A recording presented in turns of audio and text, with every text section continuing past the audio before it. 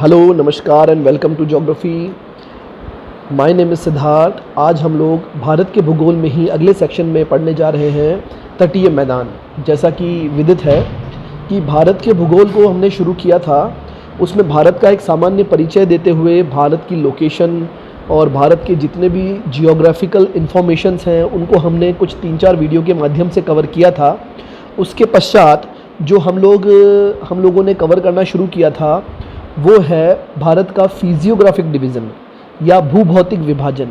इसी को करने के क्रम में हम लोगों ने देखा था सबसे पहले तो उत्तर का विशाल मैदान, उससे पहले हमने देखा था हिमालय पर्वत या उत्तरी पर्वतीय क्षेत्र, और फिर हमने देखा था प्रायद्वीपीय क्षेत्र। उसके पश्चात आज हम लोग बात करने जा रहे हैं the coastal planes of India या तटीय मैदान की।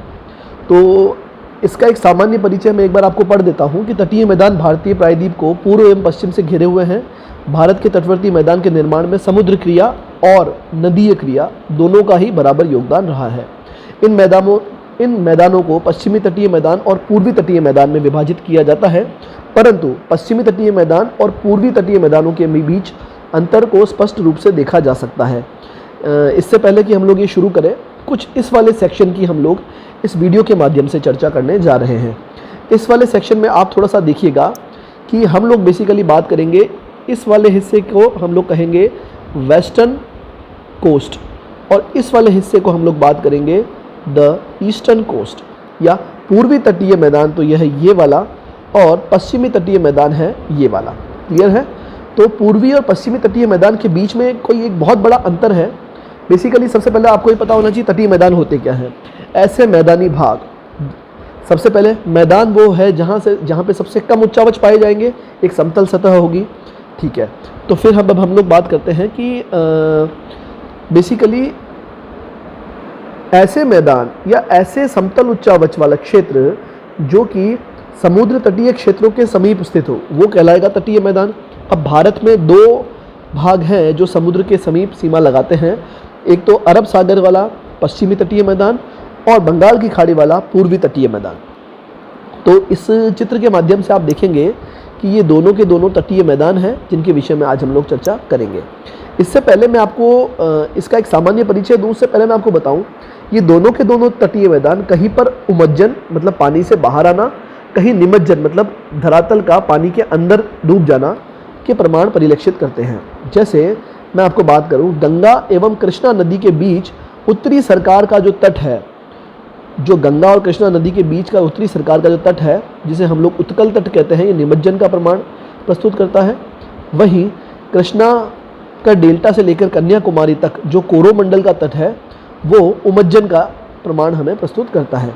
कन्याकुमारी अंतरीप से गोवा तक मालाबार का जो तट है वो उमज्जन और निमज्जन दोनों के प्रमाण हमें देता है। वहीं कोंकण तट निमज्जन का एक विशिष्ट उदाहरण है। काठियावाड़ तट जो है वो उमज्जन और निमज्जन के प्रमाण प्रस्तुत करता है। इससे पहले कि आपको ये सब चीज़ें समझ में आए, मैं अब आपको इसका एक सामान्य परिचय देना शुरू करता हूँ। सबसे पहले अगर हम लोग बात करें तो ये है पश्चिमी तट। पश्चिमी तट को जो गुजरात के समीप वाला हिस्सा है, रण ऑफ कच्छ से लेकर के खंबात की खाड़ी तक का, इसे हम लोग कहेंगे काठियावाड़ कोस्ट। क्लियर है? काठियावाड़ तट किसे कहेंगे, क्लियर हो गया आपको। अब यहाँ से लेकर के गोवा तक का जो है ये वाला तट कहलाएगा कोंकण तट, और गोवा से लेकर के कन्याकुमारी तक वाला जो तट है ये कहलाएगा मालाबार तट। मतलब इसे हमने 3 भागों में डिवाइड किया, काठियावाड़, कोंकण और मालाबार तट। ये तीनों के तीनों तट हैं पश्चिम में, उत्तर से दक्षिण इसका क्रम आपको पता होना चाहिए। फिर अब हम लोग बात करते हैं ओडिशा के समीप वाला तट उत्कल तट, आंध्रा के समीप वाला तट जो है वो आंध्रा कोस्ट या उत्तरी सरकार तट कहलाता है, और तमिलनाडु के आसपास वाला कोरोमंडल तट कहलाता है। इसके लिए मैंने आपके लिए एक एनिमेशन वीडियो देखा है, वो मैं भी आपको दिखाता हूँ, एक बार अपन उसको समझते हैं। तो जब हम लोग तटीय क्षेत्रों की बात करेंगे तो गल्फ ऑफ कच्छ से लेकर के पूरा का पूरा पश्चिम बंगाल तक का जो क्षेत्र है ये पूरा का पूरा, इसकी हम लोग बात कर रहे हैं तटों की। और इसके अंदर भी गल्फ ऑफ कच्छ में गुजरात वाला क्षेत्र से लेकर महाराष्ट्र, गोवा और कर्नाटक से लेकर के केरला तक रहेगा, और इसकी कोस्ट लाइन पड़ेगी हमें अरेबियन सागर के आसपास। क्लियर बात है? फिर हम लोग बात करते हैं जब पूर्वी तट की, तो ये बंगाल की खाड़ी की सीमा को लगाता है, और ये पश्चिम बंगाल से लेकर के नीचे कन्याकुमारी तक का तटीय क्षेत्र है। भारत की पूरी कोस्ट लाइन लगभग 6100 किलोमीटर है, जो कि फिशरी इंडस्ट्री से लेके, मतलब मत्स्य पालन से लेकर के, और कई सारे सामरिक चीज़ों के लिए भी ये फ़ायदेमंद रहती है। सबसे पहले हम लोग बात करते हैं पश्चिमी तट की, तो इसे हम लोग 3 भागों में डिवाइड कर सकते हैं। सबसे पहले गुजरात कस्ट, कोंकण तट और मालाबार तट। जैसा कि मैंने आपको बताया था, गुजरात तट वाला जो क्षेत्र है वो लगभग ये वाला क्षेत्र है, इसके बाद कोंकण तट आता है और उसके पश्चात मालाबार तट को हम लोग लेते हैं। ये मैंने अभी आपको बता दिया है। इसके बाद अगर हम लोग बात करें तो कोंकण तट जो है उसकी अंतिम सीमा गोवा तक है।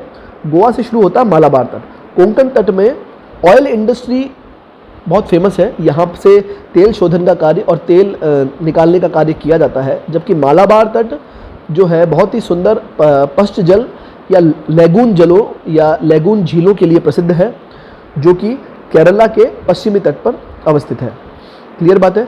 फिर अब हम लोग बात करते हैं पूर्वी तट की या ईस्टर्न कोस्टल प्लेन्स की, जो कि पश्चिम बंगाल से शुरू होकर के नीचे तमिलनाडु तक जाता है। बीच में आंध्र प्रदेश वाला क्षेत्र आएगा, तेलंगाना वाला क्षेत्र आएगा।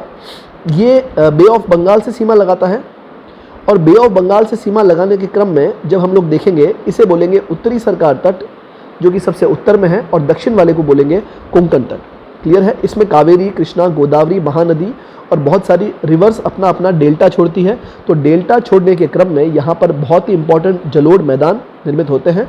और जब हम लोग बात करेंगे संपूर्ण तटीय क्षेत्र की, तो उसे हम लोग एक साथ अगर हम लोग अध्ययन करते हैं तो सबसे पहले देखते हैं पश्चिमी तटीय मैदान। इसका विस्तार लगभग सूरत, गुजरात से लेकर के दक्षिण में कन्याकुमारी तक 840 किलोमीटर की लंबाई में और 10 किलोमीटर की चौड़ाई में पाया जाता है। यह मैदान को 4 भागों में विभाजित किया, मैंने बता दिया आपको, गुजरात, कोंकण, कन्नड़ और मालाबार तक। तो इसे अब आप देखिएगा, इस जो कोंकण वाले भाग को भी कन्नड़ और कोंकण में विभाजित किया जा सकता है, जिसमें महाराष्ट्र में कोंकण और कर्नाटका में कन्नड़ वाले मैदान को आप ले सकते हैं। इसकी अधिकतम चौड़ाई गुजरात में है, नर्मदा और ताप्ती के मुहाने के निकट। और सबसे इम्पोर्टेंट बात क्या है, आपको थोड़ा सा ये पता होना चाहिए कि पश्चिमी तटों में जो तटों की जो चौड़ाई है वो अपेक्षाकृत पूर्वी तटों से कम पाई जाती है, और पूर्वी तटों में तटों की चौड़ाई ज़्यादा पाई जाएगी। क्लियर है। इसी के अपोजिट पश्चिमी तटों के समीप सागरों का जो मग्न तट है या महाद्वीपीय मग्न तट हम लोग जिसे कहते हैं, उसकी चौड़ाई पश्चिमी तटीय क्षेत्र में तो अधिक पाई जाती है, पूर्वी तटीय क्षेत्र में मग्न तट अपेक्षाकृत कम पाए जाते हैं। इसका सबसे इम्पोर्टेंट बात यह है कि जिन तटों के सहारे विस्तृत निरंतर फैली हुई पर्वत श्रृंखलाएं पाई जाएगी, वहाँ पर महाद्वीपीय मग्न तट आपको सकरे मिलेंगे। जहाँ पर पर्वत श्रृंखलाएं कम पाई जाएगी या कोस्ट के पास चौड़ा मैदान मिलेगा, वहाँ पर आपको महाद्वीपीय मग्न तट अपेक्षाकृत सकरे मिलेंगे।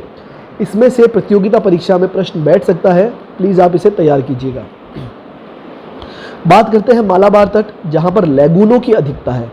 अब आपको एक प्रश्न है, अब आपको बताना है कमेंट्स में, मालाबार तट पर स्थित कोई भी 2 महत्वपूर्ण लैगून कौन कौन सी हैं।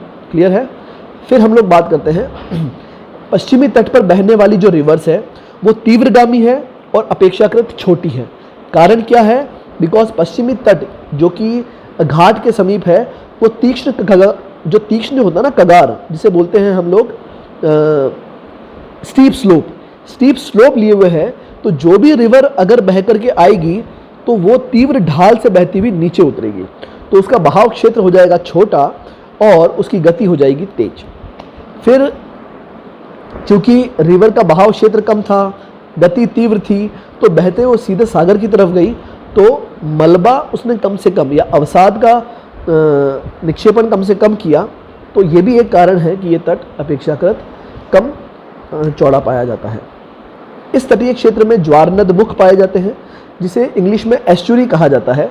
ज्वारनद मुख क्या होते हैं आप देखिएगा, जैसे कोई ये एक तट है और इस तट के ऊपर यहाँ से कोई रिवर बह रही है, और चूंकि इसका ढाल बहुत तेज है तो ये रिवर डेल्टा नहीं बनाएगी और तीक्ष्ण कटाव करते हुए ये अंदर की तरफ से ही काटते हुए और यहाँ अपना जल गिरा देगी। तो ये जो अंदर की तरफ कटाव किया हुआ है यू आकार का, इसे हम लोग कहेंगे एस्चुरी या ज्वारनद मुख। पश्चिमी तटीय मैदान बेसिकली नारियल, सुपारी, गरम मसाला, चावल, केला आदि की कृषि के लिए काफ़ी प्रसिद्ध है। अब मैंने जो आपको बताया वो अपन एक बार इस मैप में देख लें। तो आप इस मैप में देखते हैं कि ये तो था हमारा कच्छ और काठियावाड़ वाला तट। फिर हम लोग बात करते हैं, ये हमारा कोंकण तट है, जिसमें आपने यहाँ तक गोवा को देखा, और गोवा के दक्षिण में आपको मिलेगा मालाबार तट। क्लियर बात है। मालाबार तट से अब हम लोग चलते हैं, ये वाला जो तमिलनाडु वाला क्षेत्र है यह कहलाता है कोरोमंडल तट का। कोरोमंडल तट को अन्न भंडार भी कहते हैं। कोरोमंडल तट पर एक विशेष प्रकार की जलवायु पाई जाती है। कोपेन ने उसे एक विशेष प्रकार के जलवायु वर्ग में रखा है। ये भी आप मुझे कमेंट सेक्शन में बताएंगे कि कोरोमंडल तट को कोपेन ने किस विशेष जलवायु वर्ग में रखा है। इसे बोलते हैं आंध्रा कोस्ट, और यहाँ है उत्कल तटीय मैदान। क्लियर बात है। फिर अब हम लोग बात करेंगे, जैसा कि इस मैप में दिखाया हुआ है कि ये वाला जो तट है ये सबमर्ज का एग्जाम्पल है, ये इमर्ज का एग्जाम्पल है, और ये इमर्ज का एग्जाम्पल है। मतलब ये डूबा है, ये उठा है, और ये भी उठा है। हालांकि मालाबार तट में उत्थान और निमज्जन दोनों के प्रमाण मिलते हैं। फिर अब हम लोग बात करते हैं पूर्वी तटीय मैदान की। तो ये स्वर्ण रेखा रिवर जो है वहाँ से लेकर के दक्षिण में कन्याकुमारी तक फैला है, और ये अपेक्षाकृत पश्चिमी तट के, यह तट अपेक्षाकृत चौड़ा है। याद रखिएगा, इसका महाद्वीपीय मग्न तट अपेक्षाकृत सकरा रहेगा, पर इसका जो तट है, स्थलीय जो तट है, यह अपेक्षाकृत चौड़ा रहेगा पश्चिमी तटीय मैदान से। और इसके निकट जो इसका जो समुद्री भाग है, इसके निकट कई सारे बालू के ढेर मिलते हैं, और बालू के ढेरों की श्रृंखला मिलती है। साथ ही यहाँ पर चिल्का और पुल्लिकट जैसी लेगून झीलों का भी निर्माण होता है। फिर हम लोग बात करते हैं पूर्वीय तटीय मैदानों का विस्तार चूंकि अधिक है, चौड़ाई चूंकि अधिक है, क्षेत्रफल चूंकि अधिक है, अतः एग्रीकल्चर यहाँ पे बहुत ज़्यादा होता है, और एग्रीकल्चर ज़्यादा होने से जनसंख्या भी अपेक्षाकृत पश्चिमी तट के पूर्वी तट में अधिक मिलती है। इस मैदान को उत्तर से दक्षिण में उत्कल तट ओडिशा के समीप, उत्तरी सरकार तट, और दक्षिण में तमिलनाडु के समीप कोरोमंडल तट में विभाजित किया जाता है। तमिलनाडु के मैदान को दक्षिणी भारत का अन्न भंडार कहते हैं, जैसा कि मैंने आपको बताया, और पश्चिम और पूर्वी दोनों ही तटों के अंदर मैंने आपको बताया उमज्जन और निमज्जन के प्रमाण हमें देखने को मिलते हैं। अब मैं आपको एक बात और बता दूं, पूर्वी तट की अपेक्षा पश्चिमी जो हमारा तट है वो अत्यधिक कटा फटा तट है, अतः वो प्राकृतिक बंदरगाहों का निर्माण करता है, और जितने भी पोर्ट बनेंगे या हमारा स्ट्रेटेजिकली हमें जो पोर्ट बनाने होते हैं उसके लिए नेचुरल पोर्ट हमें पश्चिमी तट प्रोवाइड करा देता है। अब मेरा आपसे कुछ प्रश्न है, विशाखापत्तनम बंदरगाह, मतलब ये वीडियो अब हम लोग समाप्त करने जा रहे हैं, उससे पहले मैं आपसे दो प्रश्न पूछना चाहता हूँ। तो विशाखापत्तनम बंदरगाह जो है वो किस महत्वपूर्ण चट्टान के पीछे स्थित है? पहली बात तो ये।